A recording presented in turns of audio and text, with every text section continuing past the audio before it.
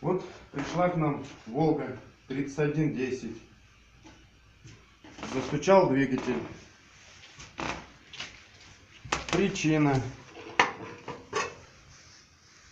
Шатун открутился. Болты вырвало вон. И раскрутился весь шатун. Вот сколько чечек тут валяется. Поршень расколотил его, он как. Вон на что поршень стал похож. Вон чечек всяких. Дыра в блоке. Хозяин ездил до Талова, наверное. Вон. 3 пальца залазят в дыру. До Талова ездил, пока он у него не заклинил. Поршень встал между коленвалом и гильзой. И заклинил у него все. Вот. Снял шатун для образца. Он как. Он на что похож. Он как сплющил его шатун вот этот.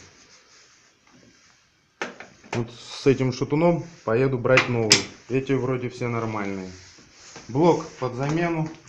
Коленвал. Коленвал тоже вон весь в царапинах, в бороздах, в ударах. Тоже под замену его. И уже не вывести его. Ну, вроде все. В следующем видео я расскажу вам, как будем собирать двигатель.